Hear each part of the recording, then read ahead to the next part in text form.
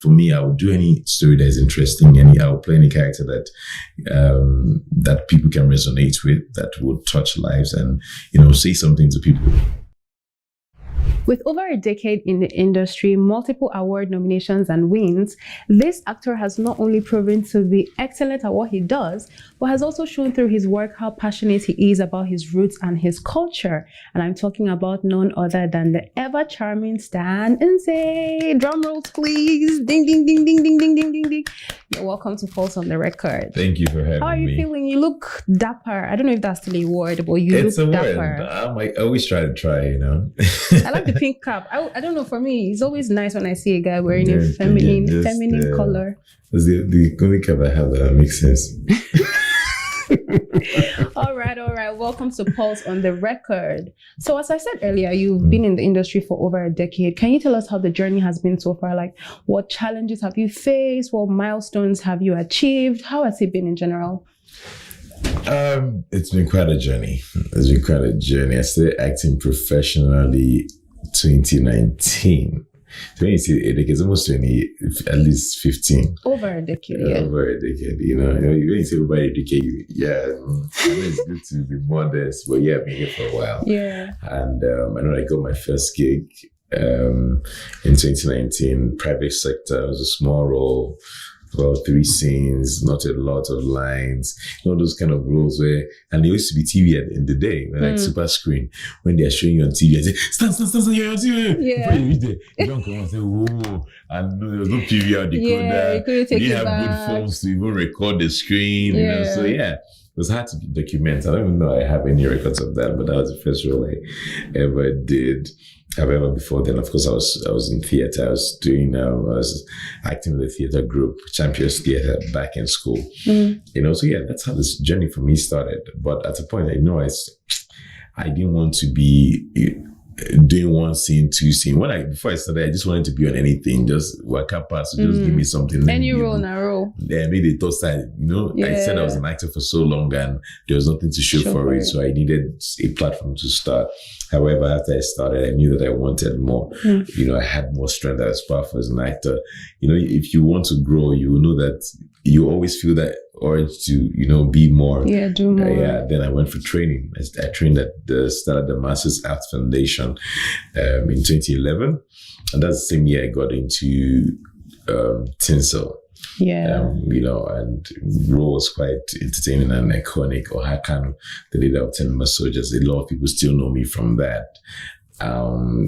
So for my career, right, I don't know that there's one role that has sort of just made me, there are different roles that there are people that see me at the airport and see me say, oh, it's you from Cinema Soldiers. With all the things I have done, that's what you still remember. So it just says one thing, that there are roles that people resonated with, and that's what they want to remember you for. Cinema Soldiers happened in 2011. And went on to 2015, when I did this film with Judith Awudu, Just Not Married. I went for the Toronto International Film Festival. That was huge at the time as well. Made my first film the same year, Bad Drop. It was not until 2015 when I started taking on some really serious roles that people started seeing me seriously as an actor. I had directors I worked with in the past and I say, I don't say you should be act like this. So, all that changed started happening in 2015/2016. And, today they say everything is history now. I like to think I have one of the most colorful careers in Nollywood, being that I don't know what role I haven't played. I played the bad guy, I played the guy, the brutal guy, I played the humble guy, I played the crybaby, I've sort of just gone round. I've done comedy and people really enjoy it when I do all this. So it's not like I have no one saying, I don't want to see you do action. People that see me and say, no, I want you to be carrying gun. So I like it when you do comedy. So sort of just gone through every genre. And right now we have the superhero character, Voke, which is on Prime, Suspicion. So people are seeing me in the supernatural thriller that is Suspicion. And I think it's one of the most amazing things ever made in Nigeria. you guys say it yourself. So yeah, that's just my career in a nutshell. So you mentioned being working with a theater when you were in school, but you studied computer science. So I'm very curious to know, how did a computer science find himself in the acting industry? And you didn't just find yourself in the acting industry. I mean, you're one of the best things to come out of Nollywood, if I do say so myself, and I do say so myself. So like, how did you transition from being a computer scientist to being this amazing actor that we know today? Oh, okay. So computer science for me was just going to school, getting a degree. I'm going to school. Yeah. However, I know that this is what I was passionate about. When I started off, I didn't think it was something we could do professionally. So acting was going to be like, okay, I won't go play, go act. It was not going to be like, I have a job now, it's acting, because it sounded weird to me. I didn't know how many people that were like doing it as work. So for me, when we thought of career paths, it was not one of those. But yeah, I started acting in theater group, and whenever I acted, people, like, you don't really know how good you are as an actor or how talented you are. You have not tried your talent in the mainstream industry. So I was trying it out, stage play, and it was just all for fun, whilst I was in school, doing something with keeping myself busy. But what I had noticed is every time I ministered, we performed, people would always just come and say, "Guy, that was such a brilliant act. You did act though." I say, "Hey, this thing when I did, yes." And I realized the kind of joy it gave me, the passion I had. I was in school hosted then, and we usually go and fetch water from one stream, and then back to the hostel. I realized that anytime I'm going on that journey, I'm always rehearsing the play would have. It will probably be a Saturday and we've done our play. I'm rehearsing the play we'll have on Sunday. I'm usually talking to myself and rehearsing it. It was something I loved doing, and so good thing it started just when I was entering school. So I already knew that. I started thinking about it. I knew that this is something I would like to do professionally if I had the avenue and I had the opportunity to do. So for me, it sort of started early. I knew that when I was out of school, there was nothing in computer science. Maybe I would still invest in IT later, but for passion and the thing I loved doing, it was acting for me. And so that sort of just helped with the landing pad and a starting point for me. Yeah, I mean, it's really good to see people excel at things that they love. So now let's talk a little bit about culture, because I find that you're one of the actors who portray culture. I'm a very big fan of Ahamifuna. That's like my best movie of all time. The question is, what don't people like about my film? I love everything about that movie. So what I want to ask is, was it a conscious decision to portray your culture in your movies or in movies that you act? I mean, you play characters that people bring to you, right? I started off just doing anything, like I said, but right now, because I have a say, I can say, "Oh, this is what I want to play. I don't want to be in this movie. I don't want to be in that." I can choose what I want to be on. So I have choosing power now. But for me, I would do any story that is interesting. I will play any character that that people can resonate with, that would touch lives, and say something to people, either entertain, edify, encourage, boost their morals. And I have made fun as one story, a story that borders on a boy that came to learn his master's trade and eventually went on to start his own and was successful in it. It's encouraging. We saw him diligent, we saw him humble, we saw him grounded, we saw him succeed. And this is, regardless of what culture it is, it would have made it. It's just that the Igbo apprenticeship system is synonymous to the Igbos. The Igbos are known for it. So, but it would have been, if that story was anywhere from India, it's a global story. It's something that people would encourage it. So that's what I look out for, basically. If it has culture, if it has cultural elements, I'll be more drawn to it. And if I have a chance to infuse in those sort of films, maybe by the dressing or helping out, like, of course, with Funke's Forget Kinele's Everybody Loves Jennifer. I know for the music video, the styling was supposed to be suit. I had the scene where I had suit. I'm saying, but this is my line. If I know when I went to record my lines in the song, I'm like, how come we don't have any Igbo line in it? Let's do something. I don't get. The producer's like, okay, well, because already he had Yoruba and had English and had Pidgin. See, what would we? I'm not such a great songwriter. I'm like, okay, what if we do something like Kaimba Awegu? Something that just gives the Igbo people a sense of belonging in the song. So I'm there. And then a good thing that they will listen. When it was time for the music video too, I said, I have my Isiago in my car. I have the feather. He said, this way I'm doing Cambodia. Instead of wear suit, I'm doing Cambodia. Let me wear. And Director Pink said, okay, let's try that out. How long will it take you to change? I said, it's already here. Just for me to wear top. I'm already wearing black trousers. And that's how I got into it. And I wore the cap, and it added a lot of flavor to the music video. So yeah, I would always look for avenues. That's not how it started, but any opportunity to infuse culture, to sell the Igbo culture and generally culture, I'd always do that. Okay, so from everything that you've said, it's very obvious that you're very cultural in your dealing. Can you tell us why? Like, why is it so important for you to portray culture? I mean, that's the only thing. We cannot be more white than a white man. I mean, it's the only way to sell. It's the only way to sell what we are, our people, who we truly are, to the world. That's what we need to export. What do people want to see? How do we educate people about Yoruba culture, the different tribes? I mean, we're so vast in this tribe.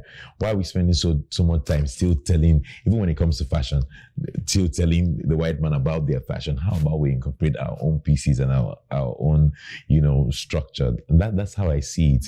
Exporting who we are to people, because they don't know. Even some people in Nigeria don't know so much. A Yoruba man don't know.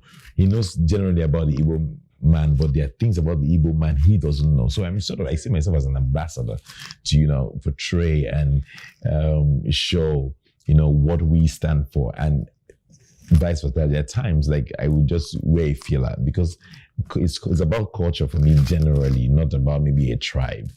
Yeah, sorry. I like that. Okay, so it's very obvious that you're quite intentional about your work, and you have bagged a couple of awards. You're an AMVCA winner.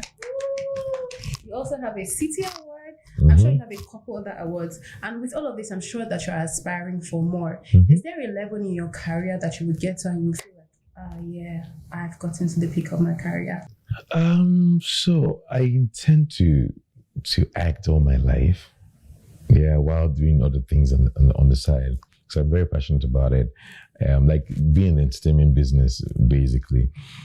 So the peak of my career, what would be the peak of my career? Where I can actually really impact more lives, have like the biggest studio in Africa where people can come and make film from all over the world, have, proteges and have people that I've trained and impacted their lifestyle. Like right now, I do like a project called the Kids Can Act Project, where we basically train kids and then turn them into Nollywood. And yes, so that's a step into what we eventually want to blow out and do. So I feel like for peak, how do we measure what the peak is? Because there's so much work to be done. There's so much to be done. So right now I'm at my peak. Tomorrow there will be a bigger peak. There will always be something what we're looking and striving to, do and get done. So so it's just hard to measure what the peak is, really. I understand. That's amazing. So let's go a little deeper into your life. You are a husband and a father. Can you tell us how it's like? Because you're very intentional about being a husband and a father with us. I try.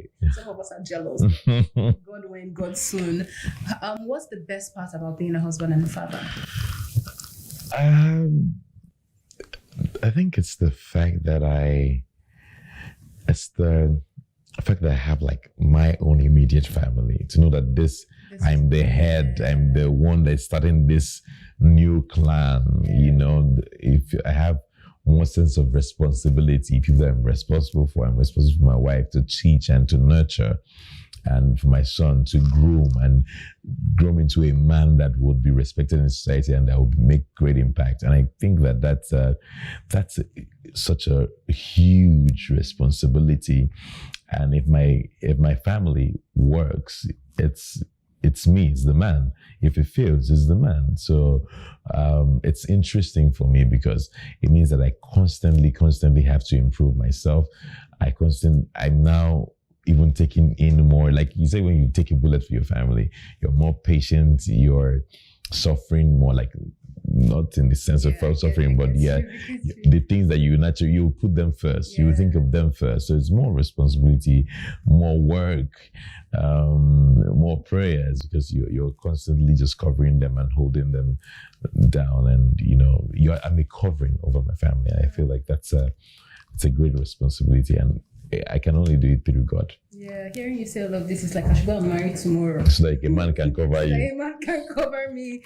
That's actually interesting. I mean, it's very encouraging to hear that there are some men out there who see, family the way you see it. And I'm sure that as much as your family is blessed to have you, you're also blessed to have them. Absolutely. So finally, let's talk about Suspicion. Mm-hmm. But I have seen the trailer, and let me just say, I'm a big fan of your work. Thank you.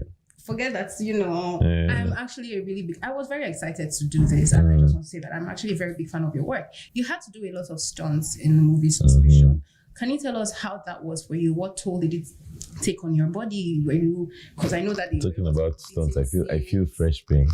There are a lot of beating scenes, fighting scenes. So can you tell us what that was like? When people reach out to me and say they want to make an action film, like, who at it? Because really it's a lot of work, a lot of sacrifices, early call times, late night shoots. Your eyes are swollen, have the time from not getting enough sleep, from fight sequences. There are things that, and I don't know how to fake things. If they say now, there's a scene where they have to carry me on now fall, I have to push myself. I will keep pushing. I said, almost like saying, it's like one take. Can we get it to one take? I had pains that I felt for months. There's a pain I felt from hitting my hand on the wall. I don't know how it disappeared, but it was there for months. Like whenever I'm maybe having my bath, I'm shaking something and doing something, I'm remembering Suspicion. I had all those kind of. So it's not something I look forward to. I'm not gonna lie. I like the fact that people are enjoying the film now and they love it, but it was a lot of work and hard work and sacrifice. That I don't know the amount of money that you can be paid to incur injuries and pains, and because you want it to be good, you want it to, be appreciated, you want it to be as real as possible. And people will still come and say, "Oh, what's that doing? The fight sequences, I wish it was shot better." I mean, come on, come on, take my life. But very nice. There's something my mom used to say. Human beings, even if you cut your head and put it in a they will never be. Cut this part. So we're at the point where you see the film is beautiful the way it is. Of course, there's so much that can be done. There's so much more it's a step in the right direction for Nollywood. We've just said that these things are possible with more budget, with more time, because filmmaking takes time. Editing, I talk to my producers and just to meet the deadline of November 24th or 28th, it came on Prime on the 28th. They had to let some things go. Okay, this will be so much. We have this visual effects. We want to be able to achieve it. Let's take the scene off so that we can have a beautiful film to watch on the 28th. So it takes time. Movies like this, you're hearing that they're making it for 3-4 years, and that means that money is being tied down. A lot of people need to be paid for that time that is being spent on working on the project. I just feel like people should cut us more slack. We're in a great place for generally for Nigerian films. I don't watch Nigerian film. I don't do this, but I want to give kudos to Nigerian filmmakers now. A lot of people are doing great and amazing stuff. In the last year, I can count the amount of not films I didn't really like that I've seen. I'm not saying that everything is perfect, but we're at a 70% now. That if you for almost every premiere you go to, you're like, "Oh, this film is good." I saw a ghetto love story. My wife went for Queen Latifah, and she had a lot of great things to say about it. After Mayfana was out this year, Everybody Loves Jennifer is coming. Suspicion is good. So it's almost like we're in a back-to-back spree of amazing, great content for the world to enjoy, and of course for people in Nigeria to benefit from. Yeah, that's amazing. It's been such a lovely time, even though it was short. Hope to have you here soon again. I will always come back, guys. Thank you so much, guys, for joining us today. I had so much fun on this episode. And until next time, from myself and the ever-charming Stan Izzy. Bye.